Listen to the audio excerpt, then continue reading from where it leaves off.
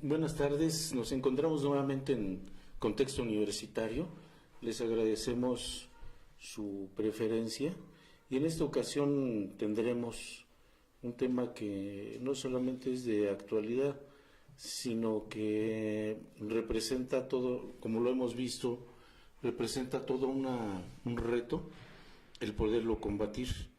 Y yo creo que es necesario que vayamos mucho más allá desde la sociología, plantear una perspectiva que nos permita comprenderlo y cómo enfrentarlo. La corrupción es a todas luces un problema histórico en nuestro país, no diremos de otras regiones del mundo, pero nos interesa particularmente en México, y yo creo que es necesario que lo abordemos, que comencemos la discusión que nos permita esclarecer en primer lugar que entendemos por corrupción y posteriormente hacer algunos planteamientos que nos vayan encaminando a soluciones que paulatinamente nos lleven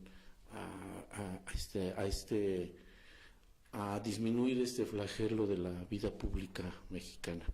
En esta ocasión nos acompaña nuevamente el maestro Claudio Sirio. Te agradecemos que estés nuevamente aquí. Él es docente en la Universidad Autónoma de Tlaxcala.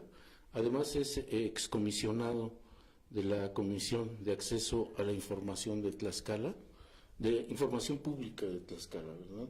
Y yo creo que él nos puede dar una perspectiva que nos enriquezca la visión de lo que es la corrupción y lo que es lo que representa y lo que podría en determinado momento el poder corregir hasta lo más posible insisto, este flagelo. Yo iniciaría con una breve introducción en donde a mí me llamó mucho la atención que desde las campañas mismas de Andrés Manuel López Obrador planteó que el problema de la corrupción, y llego a esa conclusión después de hacer una revisión de su discurso político, llego a la conclusión de que él lo ve bajo una perspectiva moral. No veo más allá qué concepción tenga, siempre se refiere a la corrupción como un gran problema de nuestro país y que es necesario enfrentarlo con medidas contundentes, pero no deja de pensarlo, de concebirlo como una cuestión de carácter moral. Bajo mi consideración yo creo que hay que ir más allá, insisto, el poderlo visualizar bajo otra perspectiva, y por ello voy a destacar algunas frases que tiene Andrés Manuel López Obrador con respecto a la corrupción. Muchas son en las campañas anteriores, muchas otras son en su toma de posición y posteriormente. Una de ellas dice: al margen de la ley, nada; por encima de la ley, nadie. Entonces yo creo que aquí está dando está dando una señal de que la ley no solamente es un reflejo de la realidad social que vivimos, sino que también tiene que constituirse en una guía moral para los ciudadanos. Por otra parte también me patea el hígado saber que organismos internacionales nos colocan en el sitio 135 de corrupción. Es decir, el hecho de decir me patea el hígado, pues va a las entrañas de su ser, el saber que el país está en un lugar indecoroso con respecto a la prevalencia de la corrupción. Por el momento lo dejaría así, después vamos a analizar otras, pero yo sí quisiera que en este momento Claudio Sirio nos pudiera hacer un primer comentario sobre qué es la corrupción desde la perspectiva no del discurso político, no de las frases hechas, sino desde las disciplinas sociales. Claro, Luis, desde luego. A mí me parece que es importantísimo de alguna manera poder, a la gente que nos escucha, poder, digamos, clarificar un poco el significado de la corrupción desde una perspectiva más sociológica, es decir, más de la vida cotidiana, digamos, de las personas, y si eso es lo que de alguna manera en realidad se está hablando en el ámbito político y es lo que importa. Y en ese sentido, bueno, ¿qué es lo que se tendría que hacer en un momento dado para combatir este flagelo, como bien lo llamas? Y en ese sentido había que señalar en principio que el sentido común, por llamarlo de alguna manera, y muchas veces inducido desde campañas, desde el propio poder, nos han hecho creer cosas de la corrupción que no son y que creo que tendríamos que clarificar aquí. En principio, por ejemplo, algo muy común que se utiliza es que todos somos la corrupción, porque en el crucero de vial le damos 30 pesos, 50 pesos al oficial en ese lugar, entonces ya somos corruptos. Y no, había que en principio señalar a partir de esta idea que la corrupción, en todo caso en situaciones particulares como esa, el corrupto es el policía porque él es el que está obteniendo un beneficio a partir del cargo que tiene, ¿sí? El que da, digamos, la mordida, como comúnmente se le llama, está contribuyendo a la corrupción, sí, pero no es corrupto, porque la corrupción en estricto sentido es aprovecharse de un cargo fundamentalmente público, aunque también se da en la iniciativa privada, para obtener un beneficio particular.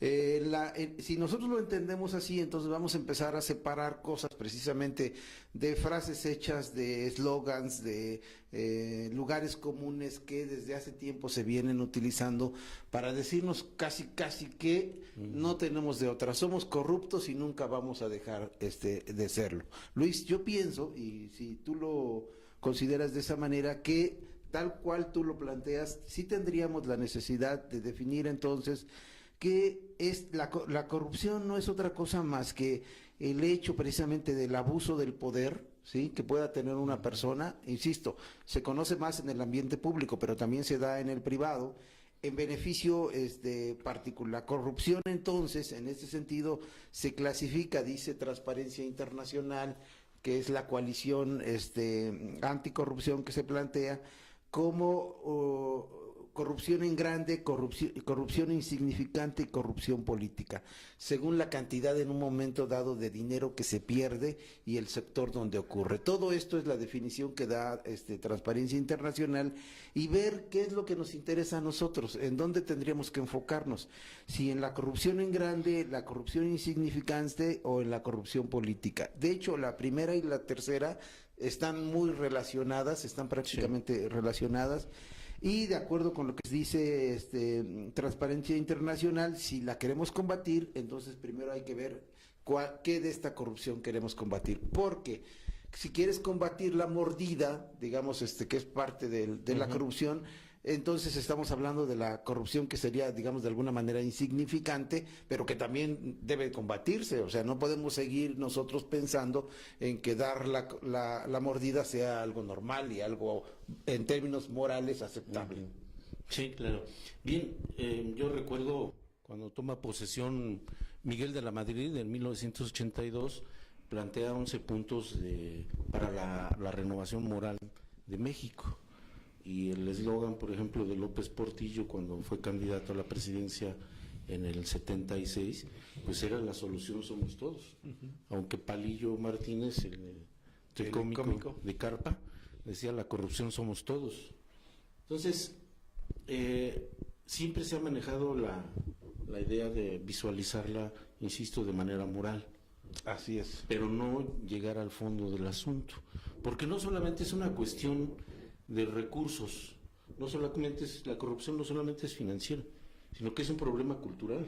Claro. Un problema cultural, todos sabemos que en el siglo XVIII, cuando se implementan las reformas borbónicas, los puestos o se heredan o se venden, los puestos públicos.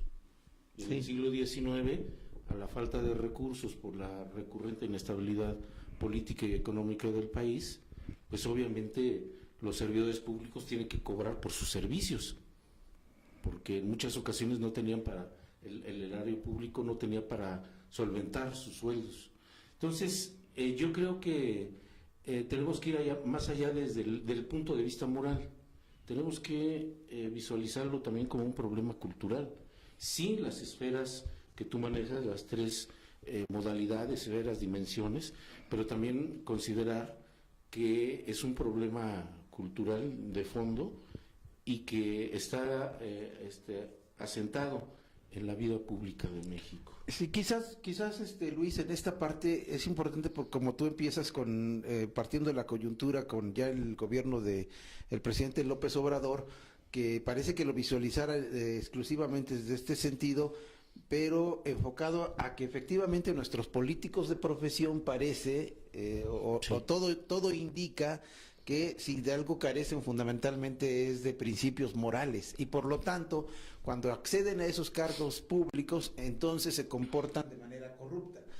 Y por eso, de alguna manera, nosotros podemos encontrarnos como en el Poder Judicial puede haber nepotismo, que sería una forma de corrupción, porque, Sí. digamos, el funcionario se está beneficiando en la medida de que le da trabajo a su familia o a sus amigos. Esto, digamos, en términos de la perspectiva cultural tal cual la planteas, es, bueno, ¿qué implica en un momento dado que cuando una persona llega a un cargo de ese nivel, por ejemplo, no aproveche, se dice comúnmente, y ayude a los amigos o ayude a la familia, ¿no? Sí. Y hay descalificaciones a ese funcionario como si no se estuviera comportando correctamente, cuando es al revés. Es decir, si yo llego a un cargo público, puedo aprovecharme para conseguir el empleo a un amigo o a un familiar, entonces dicen lo lógico es que lo tenga que hacer. Esta cuestión, digamos, que sí es cultural, es decir, que sí forma parte, digamos, de una cultura política, de una cultura moral que en nuestro país tenemos, es la que de alguna manera tenemos que combatir. Sí, pero, digamos, la que nos está haciendo más daño, la que hace daño, es la corrupción política y la gran corrupción, en estricto sentido. La que se hace con dolo. Claro, la que se hace A todas luces. a todas luces y ya sin esconderse prácticamente, ¿no? Entonces, si en ese sentido tú me permites, por ejemplo, Luis, yo podría hablar en un momento dado de cómo la prensa ha descubierto o ha divulgado vía las llamadas redes sociales, pues, fundamentalmente que nos permite de alguna manera enumerar una serie de casos de gran corrupción en México que se vuelven escándalos y forman parte de la política del escándalo. La Casa Blanca de Peña Nieto, la Casa de Malinalco de Videgaray, los sobornos de la firma brasileña de Odebrecht, Emilio Lozoya en Pemex, etcétera, ¿no? Que aparecen ahí como Rosario, los recursos de Sedesol y Sedatu manejados por Rosario, Robles, etcétera, que cuando tú haces cuando los gobernantes actuales hacen el recuento de cuánto hemos perdido en eso, dice uno, oye, se pasaron de la raya, ¿no? Es decir, como que todo ese dinero, el robo de los combustibles, que es lo que se muestra en este momento. Y ahí está, ese es el problema, ya se descubrió, ya lo sabíamos los que de alguna manera estudiábamos esto, y entonces la pregunta es, bueno, ¿y entonces qué hacemos? Porque pues, descubrirlo y escandalizarnos e incluso hasta manifestar cierta envidia por la Casa Blanca, algunos, no todos, es decir, bueno, qué casa tan bonita, o qué carros tan bonitos, ¿no? O qué avión tan Entonces, hermoso. desde tu perspectiva, tendríamos que entrar primero a la gran corrupción. Sí, no, yo creo que más bien hay que dejar claro que sí es un problema, digamos, de falta de principios morales que se da en nuestro país desde hace mucho tiempo. Está como muy asentado esos principios morales que permiten la corrupción. Yo diría en un momento dado, con una perspectiva incluso sociológica que he manejado un poquito recientemente, hay un ambiente corruptogénico, es decir, genéticamente hay en la sociedad un ambiente que te permite o casi te obliga en un momento dado a ser corrupto, en pequeño, en principio, y cuando desde luego tienes ese nivel en un cargo público mayor, pues corrupto con letras grandes, ¿no? Eso hay que dejarlo claro, sí es una cuestión moral, pero lo que más nos ha hecho daño en el país, pues es la gran corrupción y la corrupción política. Yo creo que desde el punto de vista de las ciencias sociales, habría que hacer énfasis en lo que son los efectos Exacto. hacia la sociedad. ¿Sí? Entonces yo creo que siempre la hemos visto, insisto, desde una perspectiva moral, pero no hemos dado el paso subsiguiente hacia medir los efectos que ello causa en la sociedad. Entonces, También yo creo que sería importante visualizarlo bajo otra perspectiva, y para ello yo le daría paso a la colaboración de Víctor Manuel Virueña desde California, en donde nos hace una reflexión porque el tema lo ha trabajado y tiene una opinión también desde el punto de vista del derecho. Entonces, adelante, por favor.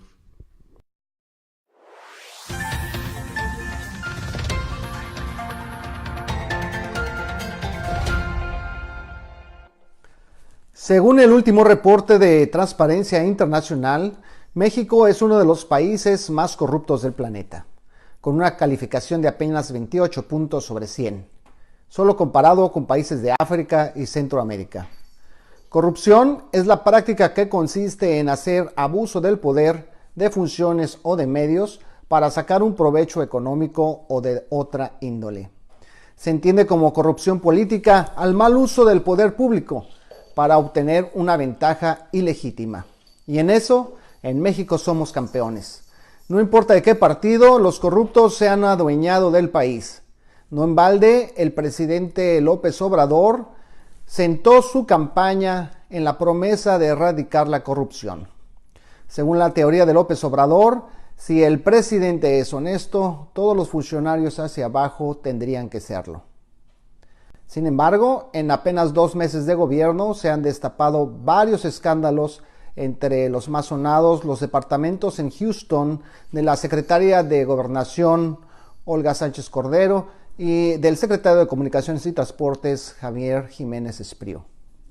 La otra cara de la moneda es que la lucha contra la corrupción se puede convertir en un arma para deshacerse de los rivales políticos, puesto que en la reforma al artículo 19 constitucional recientemente aprobada por la mayoría de Morena en el Congreso, considera la corrupción como un delito grave sin derecho a fianza. El problema es que con esta reforma se olvida del principio de que nadie es culpable hasta que se le demuestre lo contrario, y exige la encarcelación sin presentar pruebas, violando los mínimos derechos del ser humano. La lucha contra la corrupción se debe dar a todos niveles, desde la educación cívica hasta la implementación de fiscales especializados que busquen pruebas para enjuiciar a los corruptos. Pero debemos ser lo suficientemente inteligentes y sensatos para no darle el poder al gobierno para encarcelar inocentes por motivos políticos. El caso de Lula en Brasil, donde se le ha consignado para evitar su participación en las elecciones presidenciales, es muestra de que las acusaciones de corrupción se utilizan políticamente para destrozar al rival. Solo el balance entre poderes lo impedirá. Por esto es bienvenida la postura del presidente de la Suprema Corte de la Nación, Arturo Saldívar, de rechazar rotundamente la enmienda constitucional y de salvaguardar el derecho que tenemos todos de un juicio justo.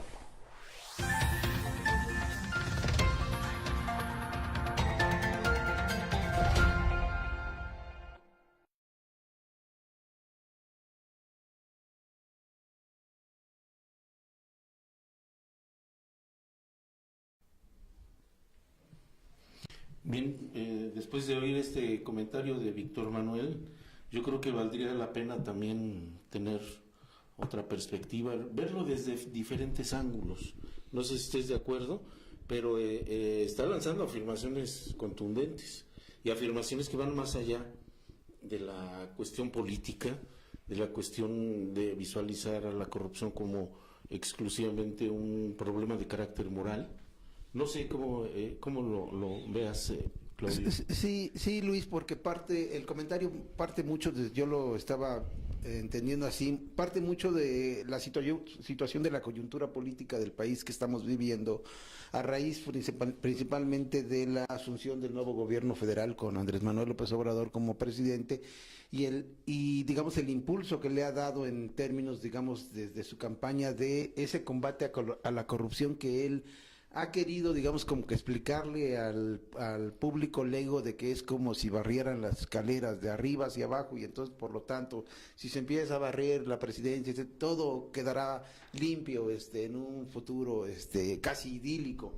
Y no es tan así, Luis, tal cual lo plantea nuestro amigo Juan Manuel, sino que más bien tendría que pensarse desde la perspectiva que él alerta en el sentido de que pueda utilizarse el combate a la corrupción por el nuevo gobierno, por ejemplo, para hacer persecución hacia opositores, ¿no? Es una llamada de atención muy interesante porque fundamentalmente a lo que se está refiriendo él es a lo que Transparencia Internacional llama la corrupción política, es decir, a cómo se manipulan las políticas, las instituciones y las reglas de procedimiento fundamentalmente, por ejemplo, para entregar recursos públicos o financiamiento, incluso a temas tan polémicos como que se han dado ahorita como el de las asociaciones civiles o las organizaciones de la sociedad civil o las estancias infantiles, como han descubierto que a través de ellos se ha desviado mucho el dinero, y esto se debe a la corrupción política porque hay una manipulación de las instituciones, de las normas, de los procedimientos mediante los cuales se asignan estos recursos, en beneficio obviamente de particulares y desde luego que afecta a todo mundo. Entonces veía una caricatura de Naranjo donde efectivamente se quiere combatir la corrupción en las instancias infantiles, que es una especie de manzana en la cabeza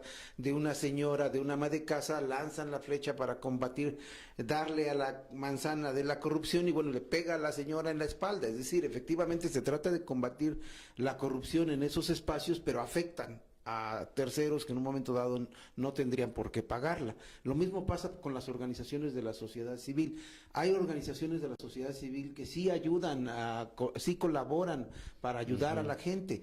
Y entonces cuando se trata de combatir la corrupción tal cual la concibe López Obrador, no es en el sentido de efectivamente mucho de verificar que esta manipulación de las políticas, las instituciones y las reglas y los procedimientos de asignación se modifiquen. Porque Luis, y con ello puedo dejar mi comentario aquí para ver si pasamos a la siguiente etapa que a mí me gustaría mucho, ver en qué consisten las políticas anticorrupción que ha adoptado nuestro país. Es decir, que bueno, si ya ahí está la corrupción, pero ¿qué se ha hecho en la materia en los últimos años y cómo está esas políticas anticorrupción? ¿Sirven, no sirven?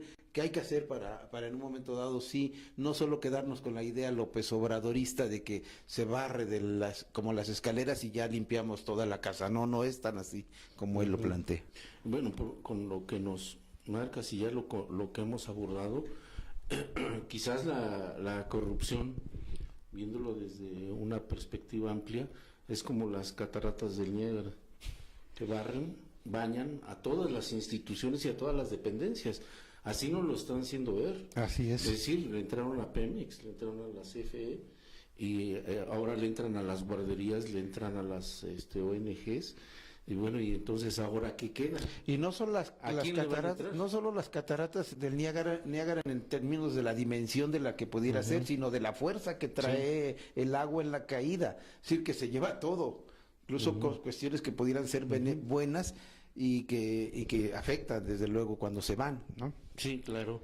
Bueno, y ahora tenemos aquí otras frases de López Obrador, presidente de nuestro país. Si robaban arriba, pues cómo no iban a robar abajo. Sí, entonces la corrupción en realidad casi como un sistema, sociológicamente hablando. Sí, como sistema, forma parte de nuestra vida, de la estructura social y de cada uno de los que formamos parte de esa estructura social. Entonces, yo creo que el problema es gravísimo desde esa perspectiva. Otra frase que dice: es un negocio jugoso ilícito, siempre lleva el visto bueno del presidente. Es decir, la corrupción no es una cuestión individual de un funcionario determinado, sino es una serie de complicidades que existen y que tienen el visto bueno desde el presidente hasta donde tiene que llegar, dependiendo de la institución. Entonces, y por otra parte, también afirma con respecto al huachicol, a todo lo que es el combate al robo de combustibles. Sí, y todo todo esto de la corrupción en Pemex señala, dice, bueno, a ver quién se cansa primero. ¿no? Entonces, es la dimensión de la corrupción que nos hace ver. Y en otra ocasión, también con respecto a esto, dice, me colmaron el plato. Es decir, en realidad se está dando cuenta de la magnitud de este problema. Así es. ¿No? Y la idea es, ahora sí, entrando un poco a lo que tú planteas, ¿cómo podemos establecer, tú que fuiste comisionado del órgano del garante órgano de la transparencia? Sí, de esta comisión, la comisión se crea para combatir la corrupción, la institución garante de este rubro se crea ¿para qué? Sí, precisamente en esta línea que marcas. Fíjate cómo en octubre del 2016 el Centro por el Derecho y la Democracia dijo que México ocupaba el primer lugar en el rating de la clasificación global del derecho a la información. Es decir, somos el país que tiene la mejor ley de transparencia en todo el mundo. Pero en contraparte resulta que somos uno de los países en los que se percibe más la corrupción, cosa que se confirmó en la última entrega, el último informe que hace Transparencia Internacional. Y entonces la pregunta es, bueno, ¿por qué somos el país que tiene la mejor ley en materia de transparencia y resulta que no nos sirve para combatir la corrupción? Bueno, pues simple y sencillamente porque la transparencia gubernamental, que es de la que nos estamos refiriendo, lo único que hace es establecer medidas, la ley, establecer medidas para que los gobiernos publiquen o hagan pública la información pública.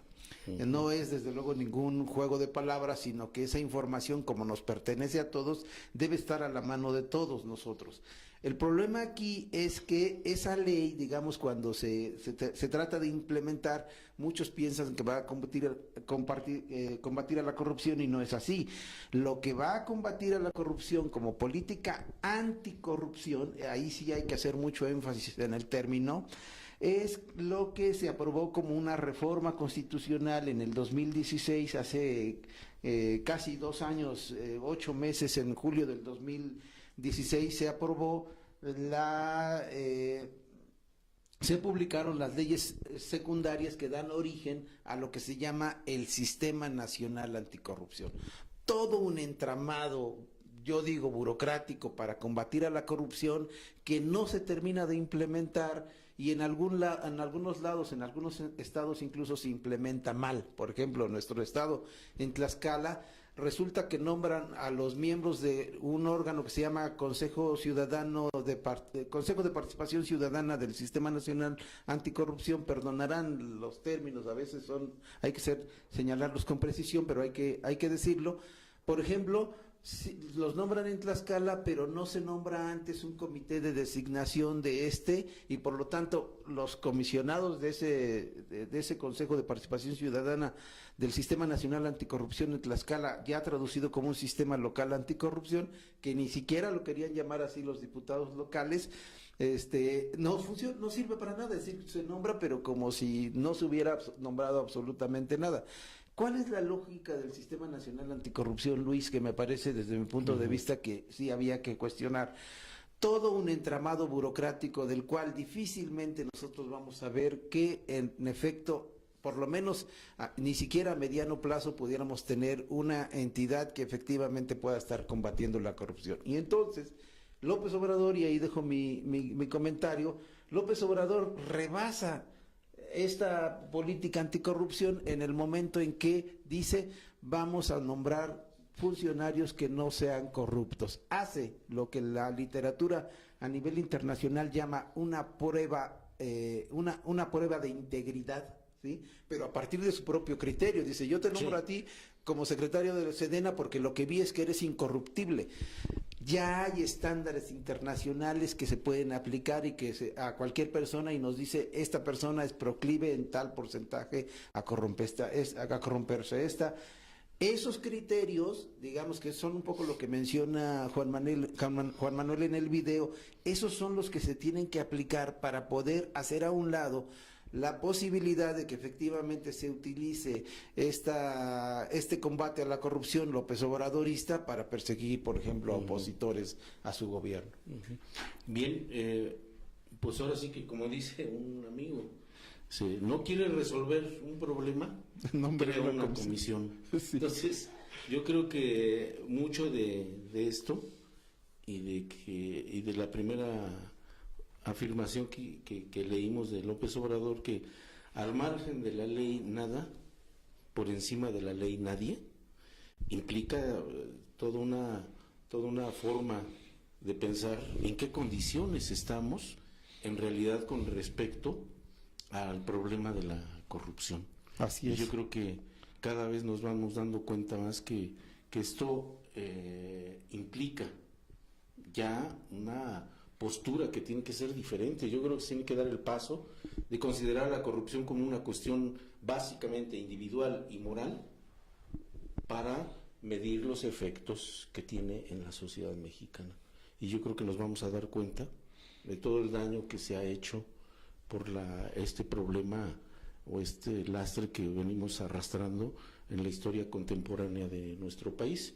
Yo quisiera así pedirte una conclusión respecto a la corrupción y las medidas que se podrían tomar. En México ahorita, en este momento, en este instante, lo que tenemos nosotros es que puede ver que hay un combate frontal del presidente de la República contra la corrupción, sí, en principio, pero esto no va a sentarse en la medida en que la Fiscalía Anticorrupción recientemente nombrada, es decir, María de la Luz Mijangos, y la renovada dinámica que el nuevo presidente del Consejo de Participación Ciudadana del ESNA, José Octavio López Presa, puedan aportar a este combate frontal que está dando López Obrador, pero digamos así casi como a ciegas.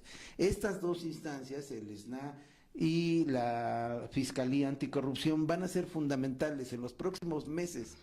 Incluso voy a ser más exagerado, Luis, en las próximas semanas, para ver si efectivamente temas como el de Sedatu o el de cualquier otro que tú quieras ver pueden ser realmente combatidos en términos ya de no permitir el otro flagelo que tenemos en nuestro país y que lleva mucho retraso, la impunidad. Es decir, a ojos vistos, todos son corruptos, este es corrupto, este también, pero como si nada, andan en la calle campantes. Entonces, en la medida en que funcione este Consejo de Participación Ciudadana del Sistema Nacional Anticorrupción con su nuevo presidente y la Fiscalía Anticorrupción con la recién nombrada fiscal, creo que vamos a poder ver yo percibo un panorama halagüeño, pero no porque haya mucha claridad, sino porque hay posibilidades del debate de un tema, digamos, aplazado durante mucho tiempo e ignorado. Es decir, así como que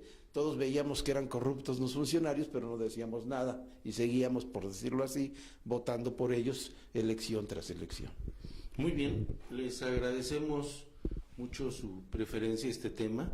Yo creo que consideramos que no está agotado. No, nunca. Vamos a invitar a otras personas de otros ámbitos que nos den su punto de vista, que nos den su perspectiva, porque finalmente hay que abrir la discusión sobre estas cuestiones públicas y que es necesario no solamente abrir la discusión, sino ya hacer planteamientos a fondo que nos permitan el combatir flagelos como este. Les agradecemos nuevamente su preferencia. No nos queda más que agradecer a Misael Onofre Muñoz por el trabajo de apoyo y los esperamos la siguiente semana con la continuación de este mismo tema que consideramos, después de hacer una breve investigación, consideramos que es mucho más amplio o requiere una ampliación de la discusión para llegar a soluciones mucho más duraderas y que nos permitan pues convivir, como decía una socióloga, cómo convivir sin estarnos matando, porque finalmente la corrupción también ha implicado y ha llegado a cuestiones tan graves como asesinatos políticos y a causa de este flagelo. Muchas gracias.